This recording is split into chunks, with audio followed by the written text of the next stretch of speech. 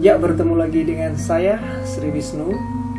Dan pada saat ini saya akan memberikan tips mengenai bagaimana cara merawat keris pusaka. Nah, seperti yang telah kita ketahui bahwa keris pusaka atau tosan aji merupakan senjata tradisional yang ada di Pulau Jawa. Dan keris pusaka itu biasanya atau terbuat dari beberapa macam logam yang ditempa menjadi satu bilah keris pusaka. Nah, seperti yang telah kita ketahui bahwa logam itu kita anggap saja di situ ada yang namanya senyawa Fe atau ferrum atau besi.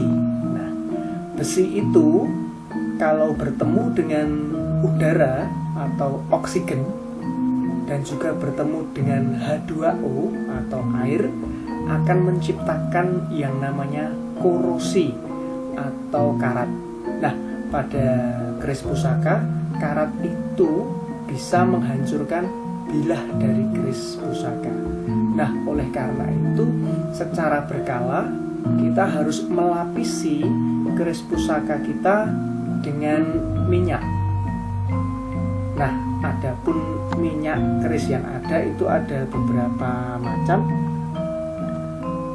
Bisa dengan minyak singer, bisa juga dengan minyak keris yang dijual bebas di pasaran. Yang penting tidak mengandung alkohol. Nah, seperti ini adalah dua koleksi keris pusaka yang saya miliki. Dan pada kesempatan ini saya akan melapisinya dengan minyak keris. Ini adalah keris lurus dengan dapur Kondo Basuki dan juga dengan pamor lintang kemukus. Pertama, kita bersihkan dahulu permukaan dari keris ini menggunakan sikat. Nah, kita bersihkan dulu permukaannya. Mungkin ada debu-debu ataupun juga debu karat. Nah, karat itu sebelum menjadi karat itu biasanya itu serpian-serpian debu. Ada serpian-serpian debu.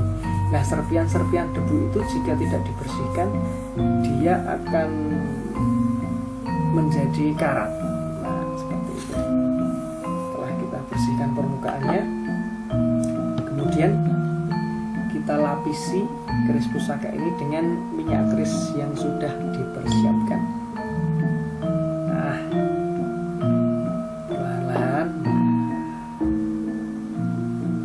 seperti ini kita lapisi. Nah, jadi minyak keris ini tidak difungsikan secara gaib kalau menurut saya dan beberapa teman. Jadi minyak keris ini difungsikan untuk melapisi logam dari keris pusaka supaya tidak terkena udara atau oksigen dan juga H2O atau air supaya tidak terjadi karat. Yang harus diketahui bahwa ketika sebuah keris dimasukkan ke dalam warangkanya atau tempatnya, di situ kan biasanya dingin. Nah, dingin atau lembab itu bisa mengakibatkan yang namanya H2O atau air lembab. Nah, kelembapan itu bisa mengakibatkan korosi jika bertemu dengan oksigen O2 dan juga Fe atau ferrum. Nah, untuk menghambat itu, pada permukaan besi atau Fe-nya kita lapisi dengan minyak.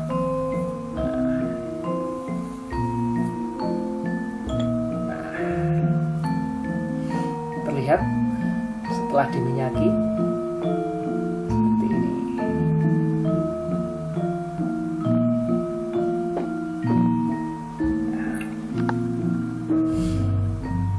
Ya, kita masukkan.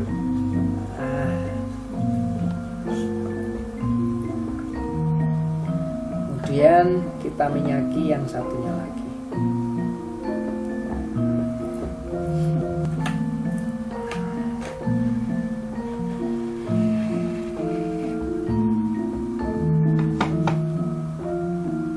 Nah, ini keris lok 11, dapurnya Sabuk Tinten, dan ini pamornya adalah pamor Wongkon Isen. Pertama kita bersihkan dulu permukaannya ya. Kita bersihkan dari kotoran-kotoran, debu-debu, dan juga dari debu karat. Nah, debu-debu karat. Kemudian kita lapisi dengan minyak keris. Jadi ada beberapa opini atau pendapat bahwa keris itu diminyaki itu supaya memelihara isinya seperti itu.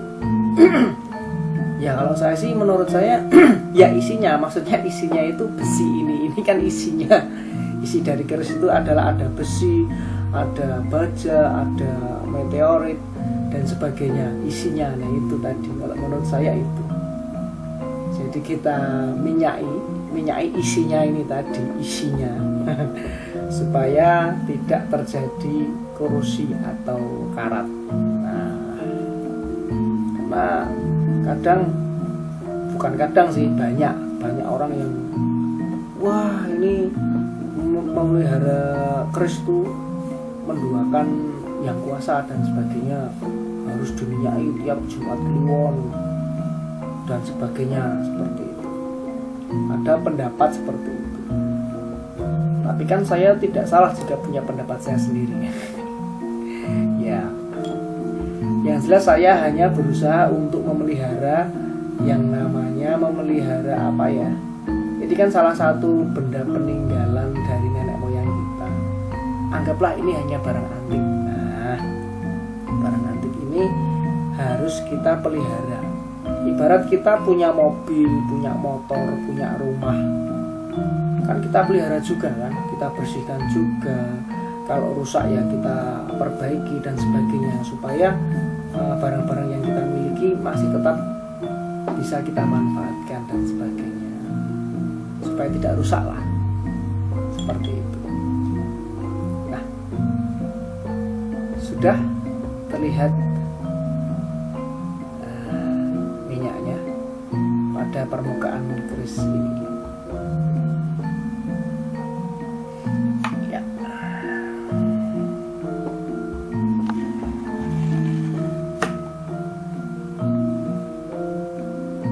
Nah, itulah sedikit informasi dari saya, semoga bermanfaat.